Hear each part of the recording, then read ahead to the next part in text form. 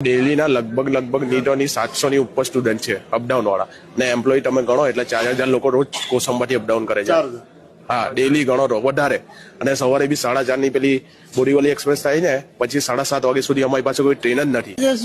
Gujarat queen પછી કોઈ ગાડી આવતી નથી અહીંયા. સવાર 9 પછી આપણે ઇન્ટરસિટી આવે ને પછી કોઈ ગાડી નથી, એટલે સિનિયર સિટીઝનને જરા બહુ તકલીફ પડે છે. તો એ બાબતમાં સાહેબને તો વિનંતી કરવાના છે.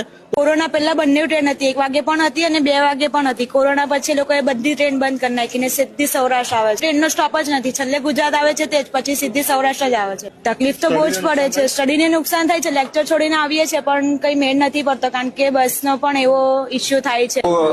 जो बड़ौदा मंडल है उसका सूरत से लेके बड़ौदा तक का आज निरीक्षण कर रहे हैं, safety inspection plus passenger amenity inspection क्या क्या है, और अमृत भारत स्टेशन में कुछ काम हुए हैं उनको देखते हैं क्या प्रोग्रेस है. नई गाड़ियों की मांग की गई है, कुछ स्टॉपेजेस की मांग की गई, कुछ सुविधाओं की मांग की गई है यहाँ भी और उत्तरायण में भी.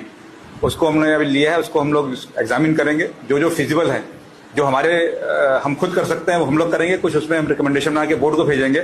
और कुछ डिमांड्स ऐसी हैं, कुछ गाड़ियां जो पहले से कैंसिल हो गई वो हमारे इंटीग्रेटेड ब्लॉक में आ सकती हैं, तो उसमें तो कुछ अब नहीं कर सकते. ऐसे जनता, फिरोजपुर जनता की अक्सर डिमांड होती है, वो गाड़ी अपना ही बड़ा मुश्किल होगा क्योंकि वो गाड़ी इंटीग्रेटेड ब्लॉक में आती है और सेफ्टी के हिसाब से उस ब्लॉक को हम इन्फ्रिंज नहीं कर सकते. पर बाकी जो हम लोग कर सकते हैं उन पे काम किया जाएगा. ડેલીના લગભગ નીટોની